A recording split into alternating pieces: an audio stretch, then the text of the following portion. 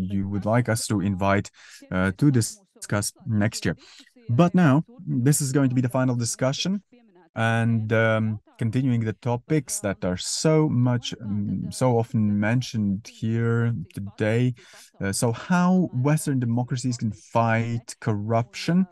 And we are, of course, going to be sharing Latvian examples. And now these lessons, Oliver and Kane also mentioning. Now, I invite on stage, or to take the best seats, Matīss Kļaviņš, Financial Intelligence Unit, FIU. Matīss, could you take a microphone? Laima, Letiņa is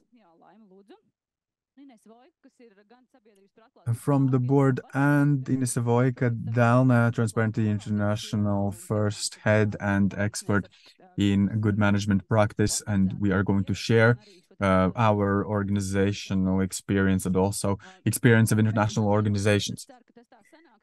Well, this is how we agreed. Actually, we are going to ask questions to one another. I'm not going to only moderate and be asking questions I am curious about. We are going to be discussing what to do to reduce corruption in the world so that it does not become, or so that it's not a threat to our national security and also global security. So since Russia's invasion in Ukraine, there are numerous discussions in Latvia about Latvia's system, about the Western system combating corruption, and how to limit all these people who are, well, offending, violating, and also are posing the threat to national security, to global security.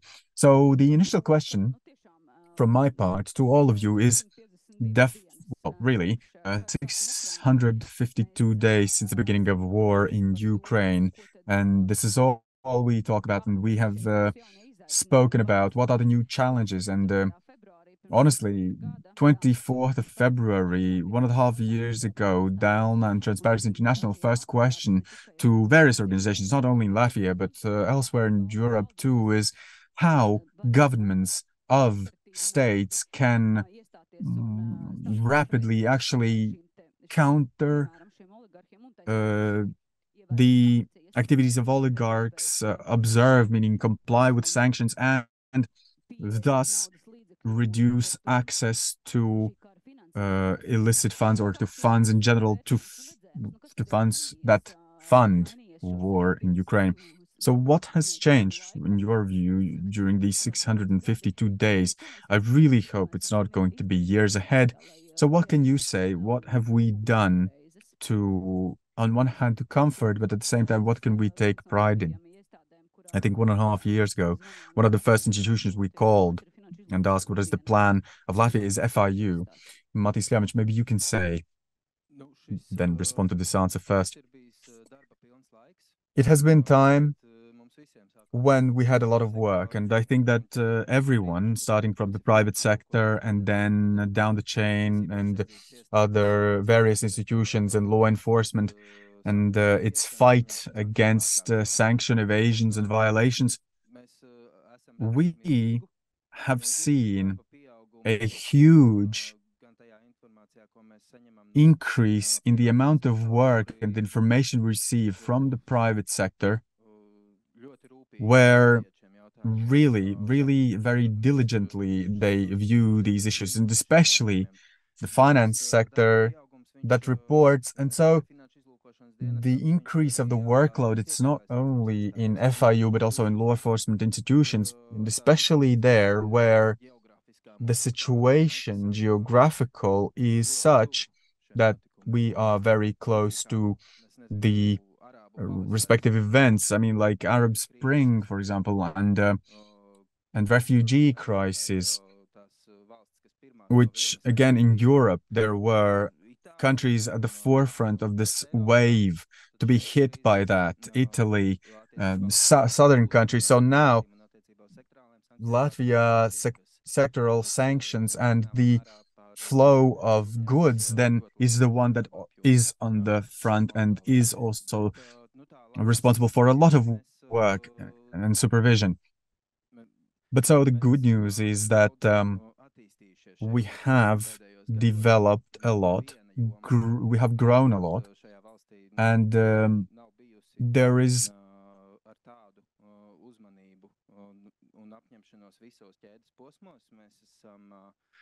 so with such devotion, with such we have participated in so many seminars, in so many think tanks, developed the guidelines and good practice examples, and we have shared information, exchanged, and we have worked so much with these specific issues, which had made us more aware, more ready. And so this 1.5 years, it's been challenging indeed.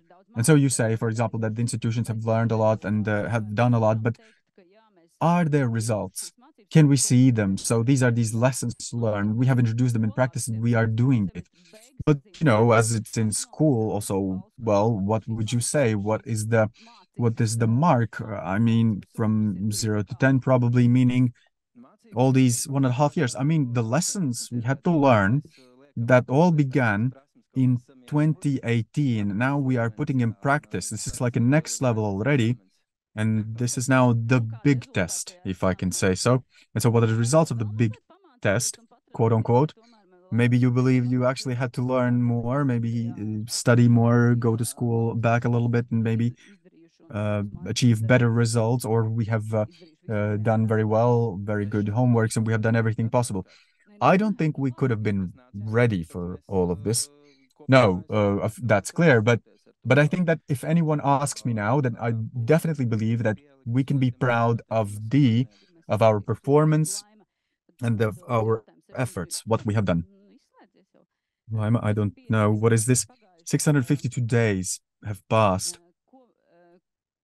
What happened in your field?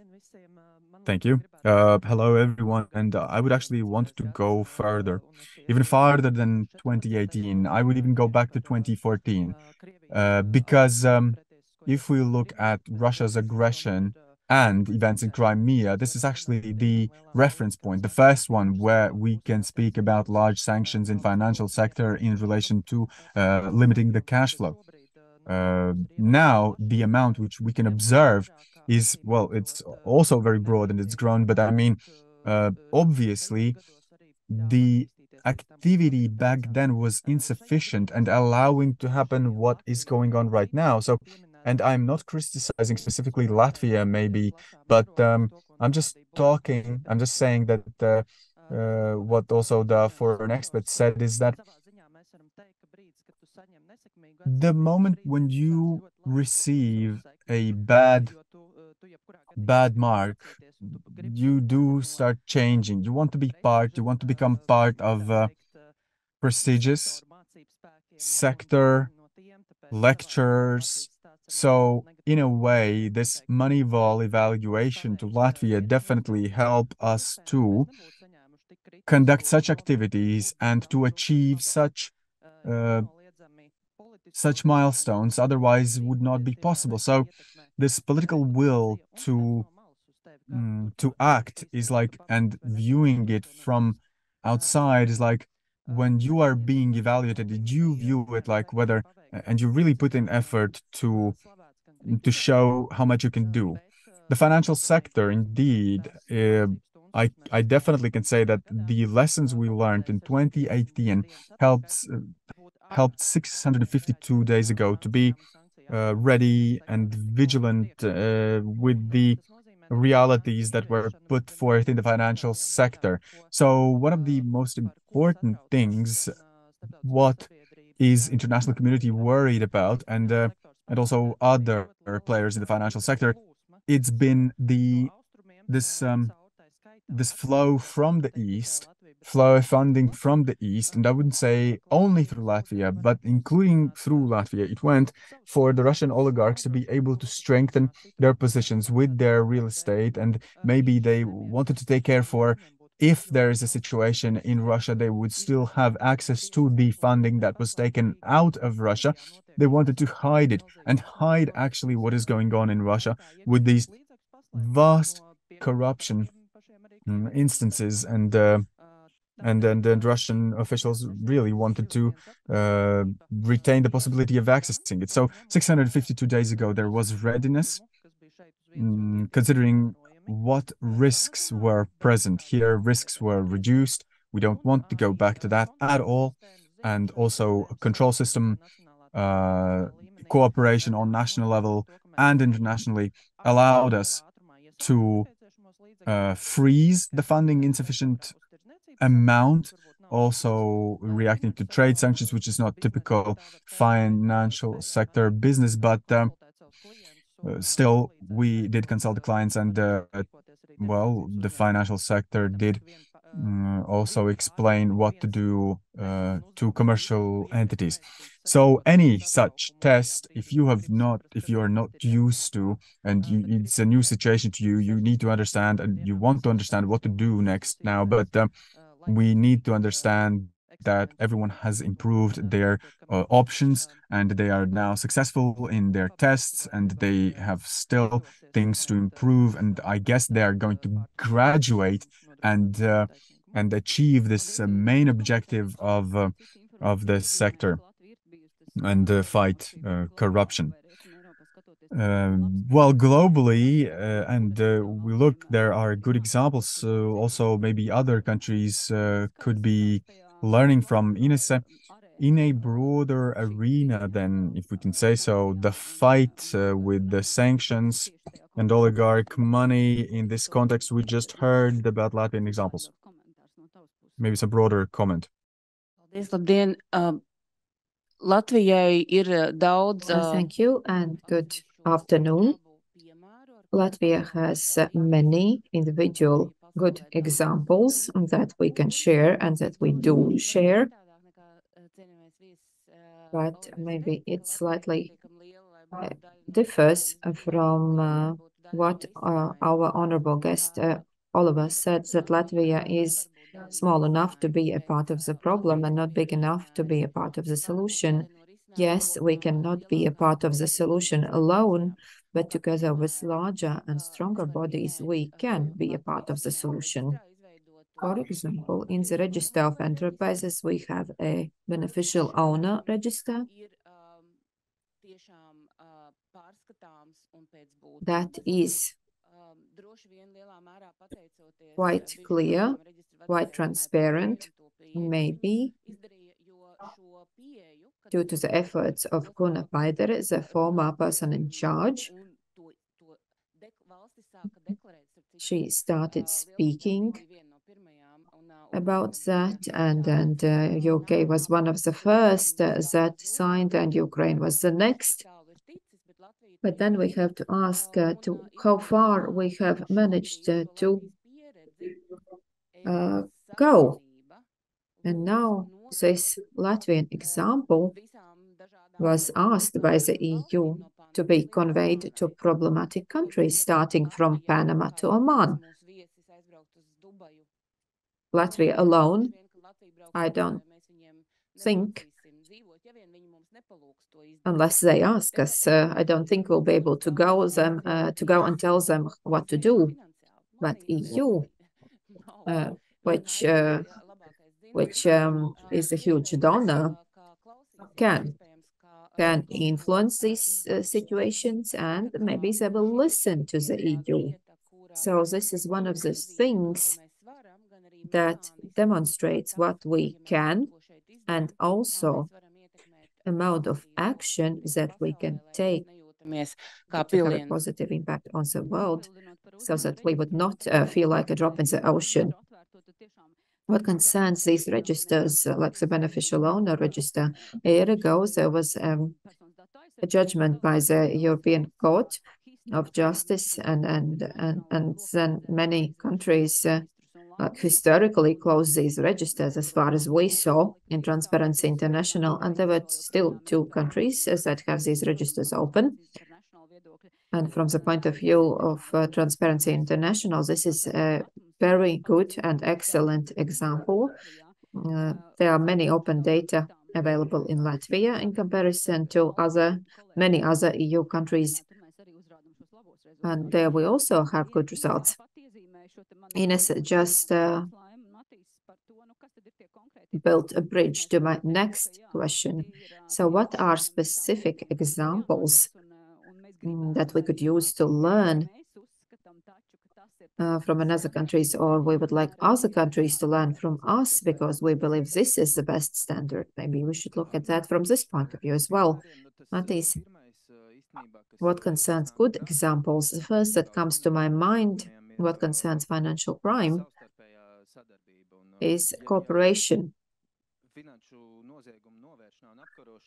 to prevent these crimes, to combat these crimes, and not only crimes of corruption, but financial crimes in general. Quite often you have a puzzle of 1,000 pieces and you just have 15 in your case, and you don't know what is going to be the general picture, overall picture. And only when you come together, when you share information and share experience, only then you can put the puzzle together. In this regard, Latvia has a very good tool, a very good mechanism that we can be proud of, which is called the Public Partnership Program, which is created at the FAU, and it is also widely used in corruption cases, and law enforcement bodies are actively using it. Also, the so-called subjects of the law are engaged, and they cooperate with the FIU where and when needed, and also with the anti-corruption bodies.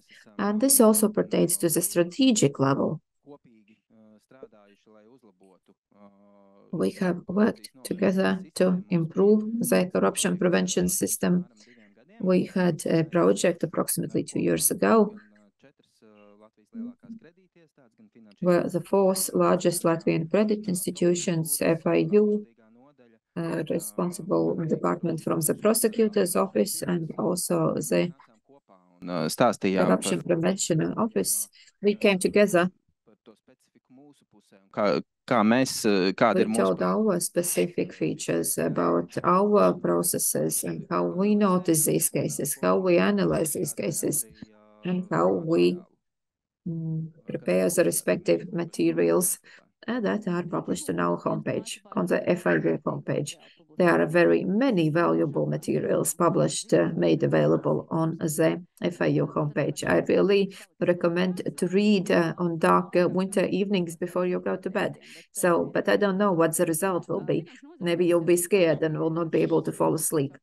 Financial Institutions Association, what can you say? What could be these good examples from Latvia? I would recommend to read these materials in chronological order. Then your sleep will be quite good. But what concerns good examples, I would like to mention the level of political cooperation when these changes were introduced.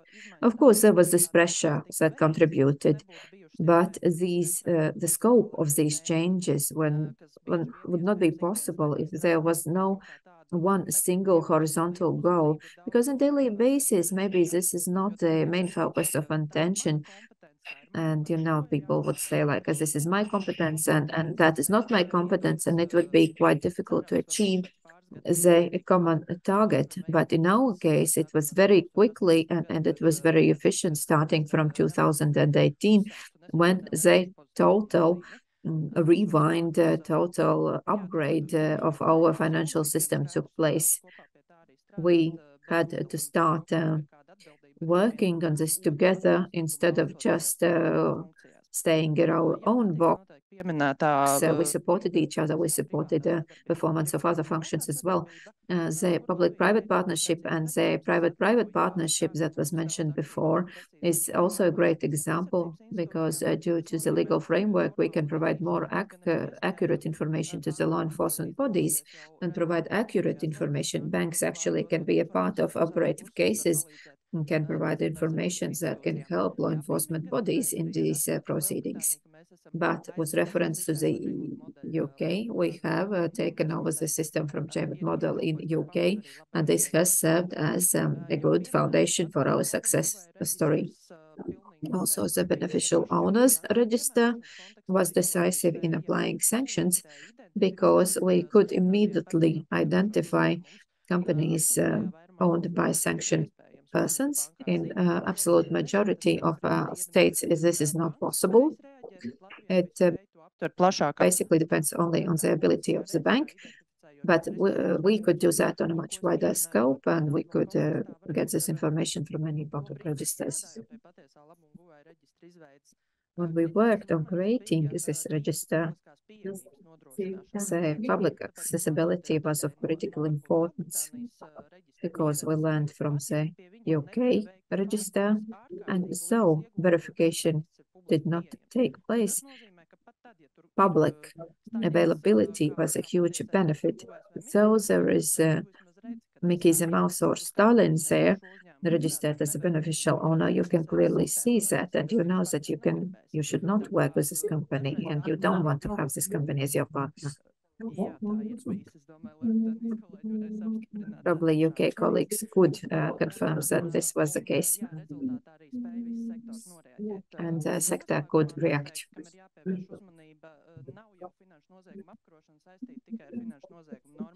Fight against financial crime is not related only to the legal aspects. It also involves business logics. And we have spoken about that from the moment when the sanctions were applied. The scope and the level of sanctions against Russia and Belarus, this is not done just for political reasons. We know that the political situation in Belarus and Russia is not business-friendly.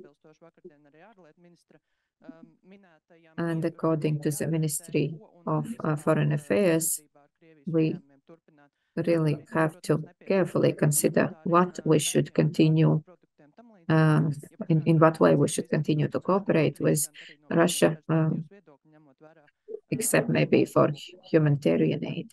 But in general, a continuation of any business with Russia is a threat. A threat in general, in a, maybe what you would want other countries to learn from us, and then considering international cooperation, maybe to which countries you would bring these good examples.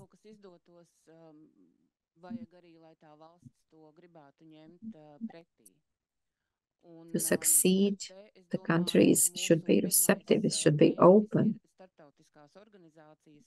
I think our first target would be international bodies that can set the rules of the game.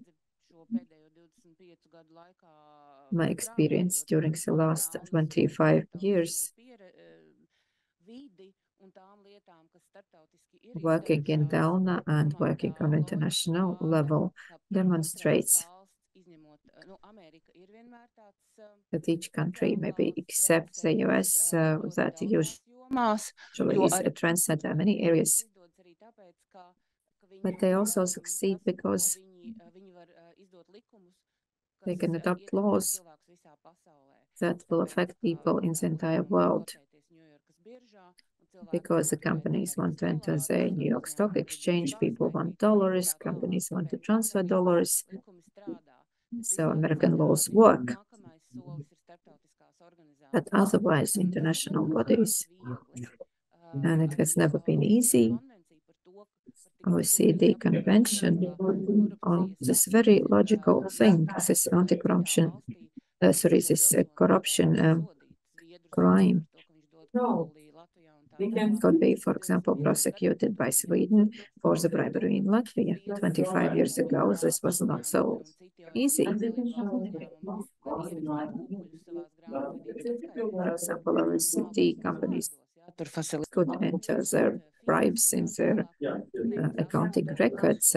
Of course, not calling bribes, but like facilitation payments or whatever. And we had to fight to make sure that this is not possible because they claim these as their costs. And I think OECD conventions are really great in this regard. This actually made such a change possible.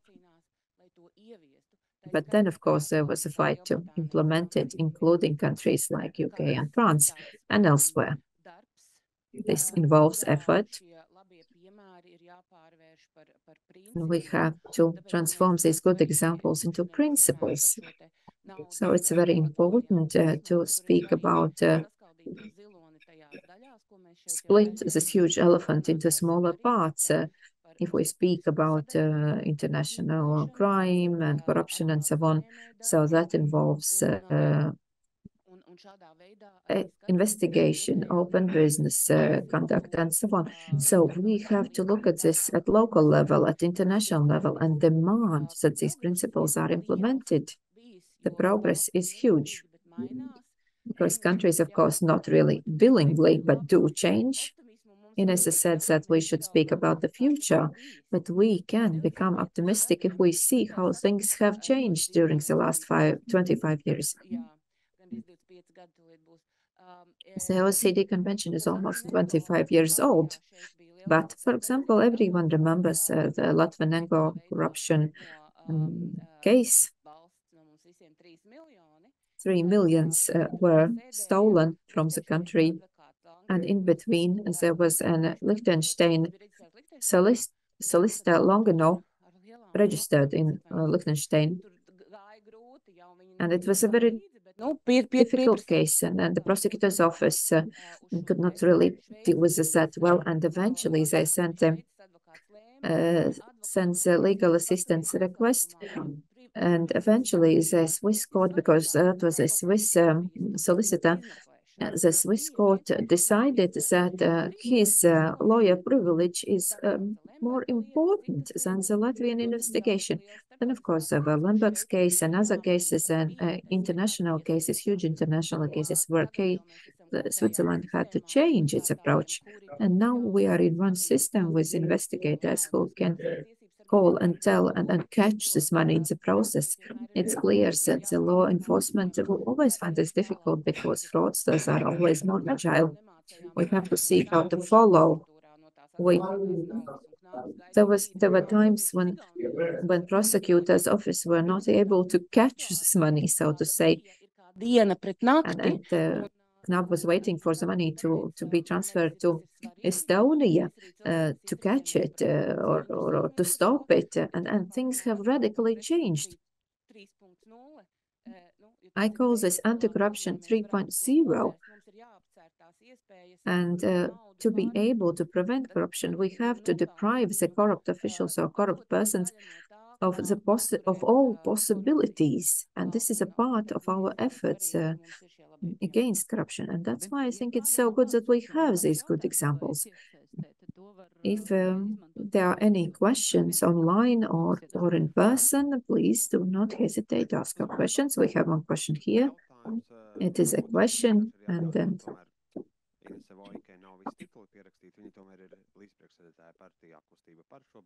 Inese Voika is a co-chairman in the party called Kustība par, still there. And there is also association PLI. And this panel is called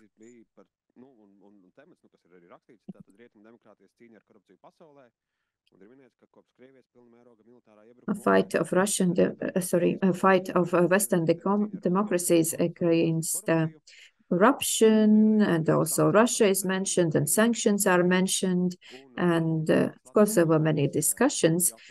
But let's say we have one Latvian citizen called Piotrs Avens or Pēteris Avens, who received his citizenship under very strange circumstances, but no signs of corruption or no proof of corruption was found. And Edgars Jaunups, former politician, was actively engaged in this case. And that's why we have eventually this very interesting, so to say, citizen. So, but maybe you can comment on this case. Because for 2 years we have had this discussion, how can he still live in a manor in Latvia, manage his properties?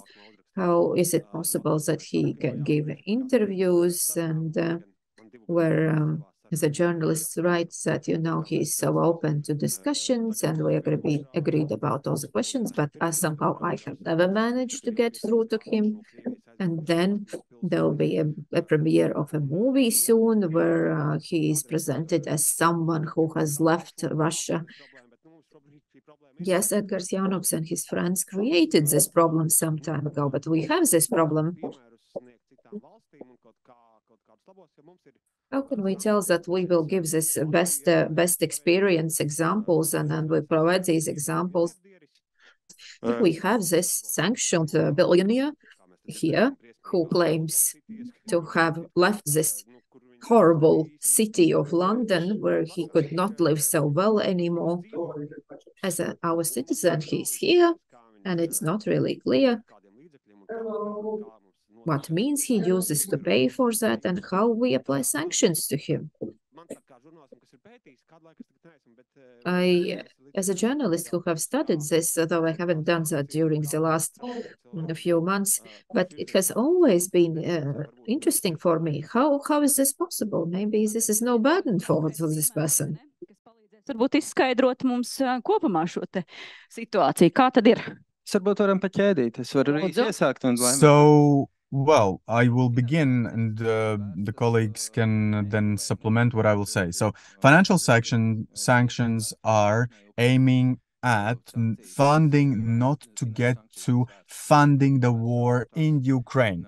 Sanctions against a private entity, a person, for them not to be able to sell the property and redirect or transfer the means to fund war.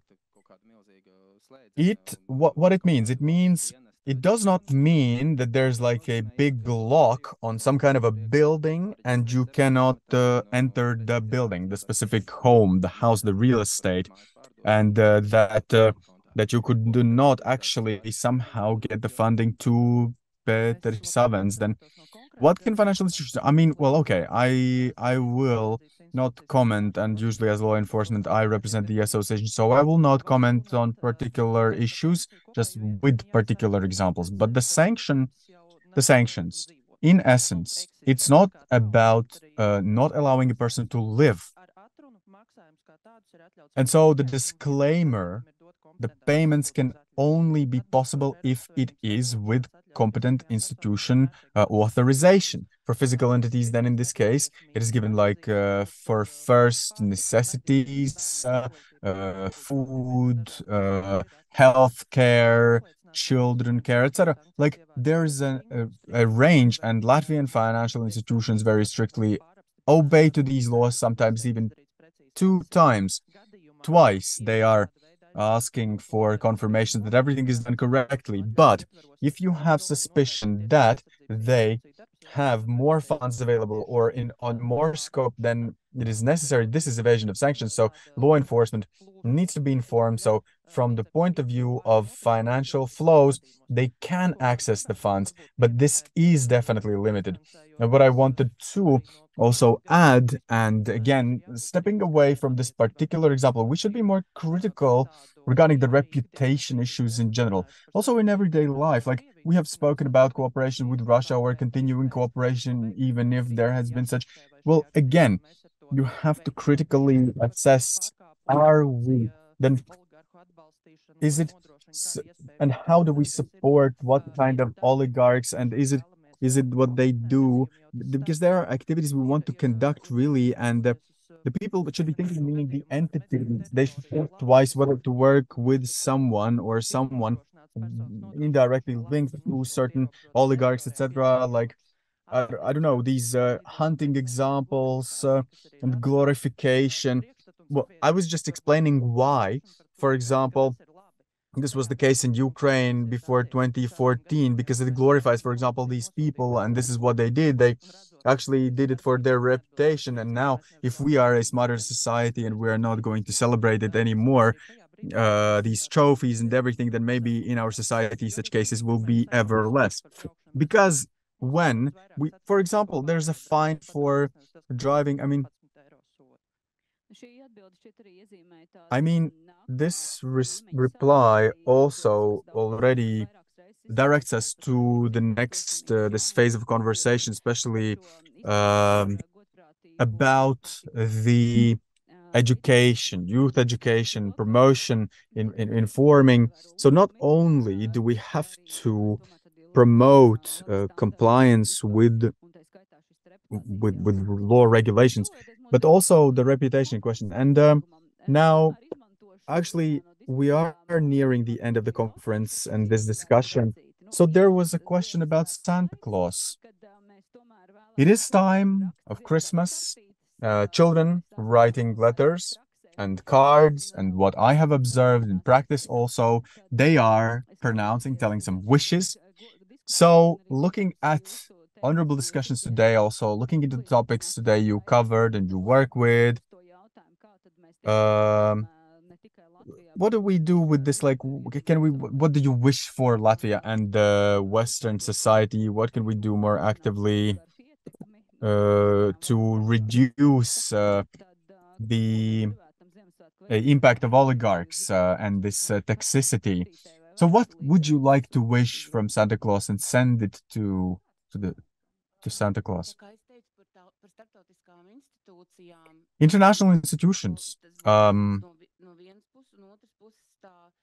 So this is one part. Another is work to achieve something. Oftentimes it's like from above, from below, from the bottom, reviewing certain actions, activities, which not allows us to go away from in Bill Bauder's work for Magnitsky Act and making it international. And well, this is a good proof that no detail is, well, that every detail is important. And this wishful card of Christmas, I will take it to European Union, the European Union, to the institutions working on sanctions. And when the war started, we were prepared, and in various factors, we were not maybe with boats and ships, but also that we understood very quickly what's going on. But it was actually difficult to manage it all. That is what it was. It was labor intense, a lot of effort. We needed to collect data. The data was not that good, not that well managed, and the sanction application. We see what Europe does, and it is, I think it's already 12th package of sanctions now. Yes, it's going to be the 12th package already. And yet it does not have an effect which we would really desire. So I want this bag of good things actually, and I will be going to the European Union and ask there. Well, I can only agree and join that on the part of European Union, we need to do work, criminalize evasion of sanctions, financial sector. Would also like to see that otherwise we're actually like trading jurisdictions, quote unquote, where it is more, or bargaining about that, where it is more economically feasible to be corrupt or conduct certain activities. So, and also from sectors, I really think that I would wish for economic growth. It is difficult to say people that it's not good to accept gifts, it's not good to bribe, and you have to condemn your neighbor, etc. But the situation of the person then is such that they don't understand, or they are in bad economic state. So, but on the higher level than finance sector policy, we have to harmonize it in such a way that it has to work with other policies. We see it gradually becoming true, and we can stabilize it even more, attract investment from the countries, also from other countries, and we are oriented towards that. And we should orient ourselves towards the countries that do not support Russia, that do not work with Russia and Belarus.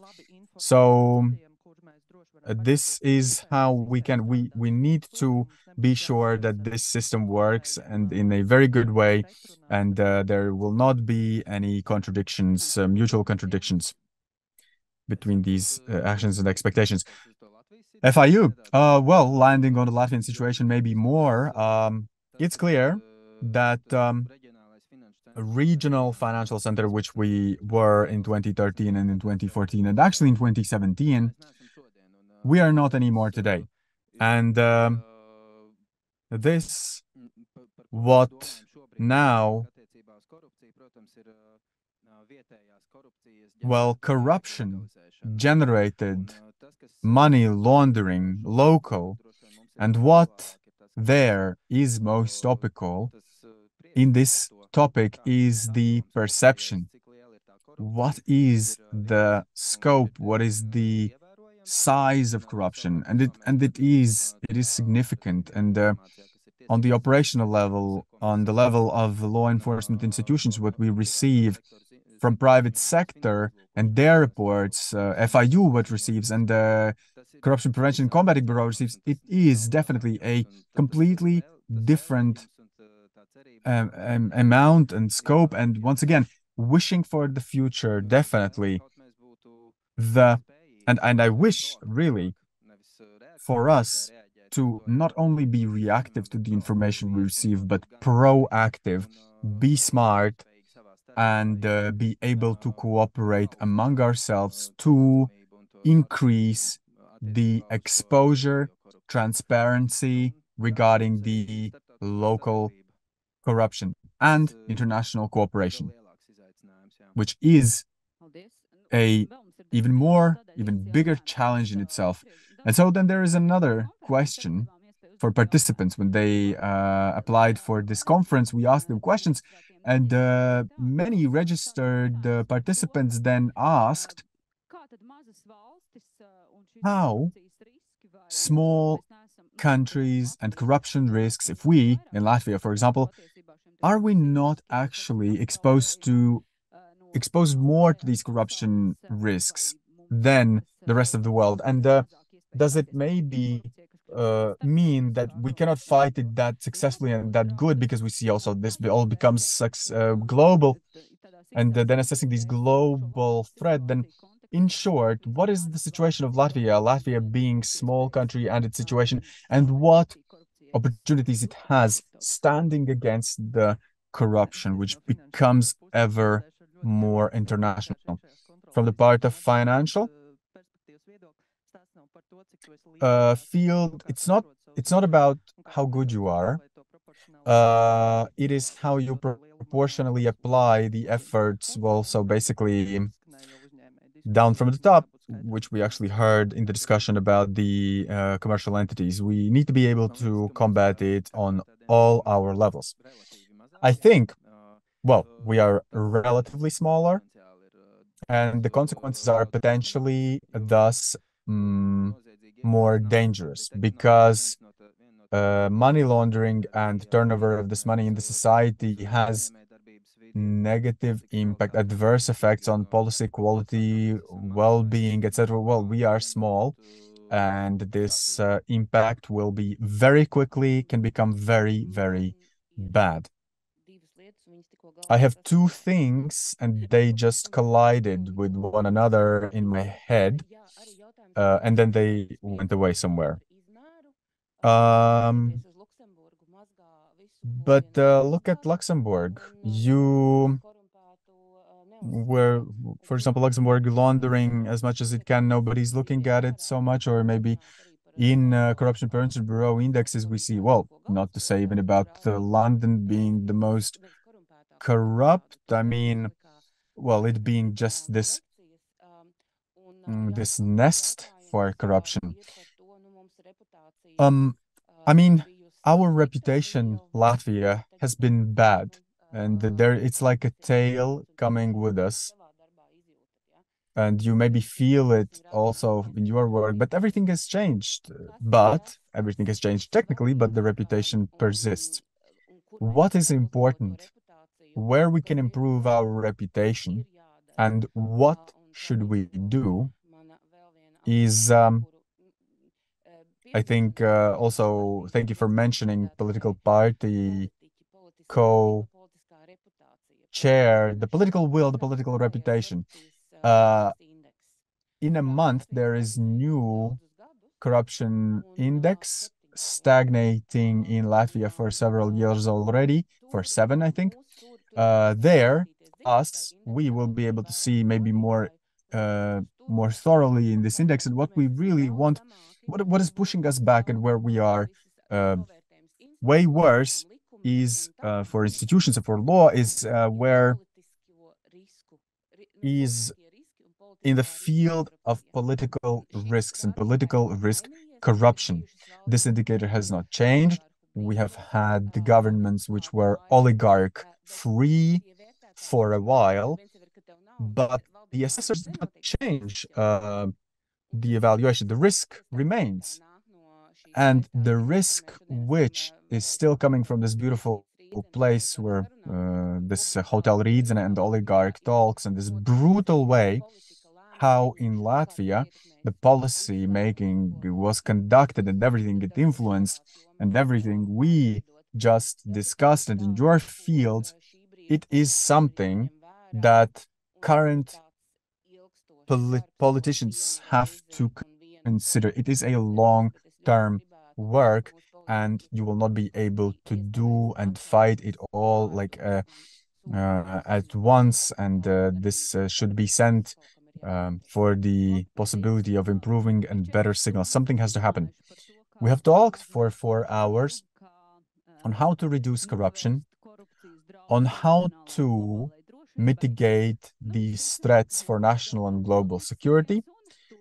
However, we will meet in a year and most probably continue this conversation. Inese already mentioned another regular corruption perception indexed publication will be on the 30th of January on 180 countries, usually Transparency International down in Latvia, then publishes the results. And then we look at what we see, and are we more hopeful or more pessimistic on the future and future tasks. Thus far, then, thank you very much for everyone in organizing this event and in participating in this event, and also for being present, those who were present.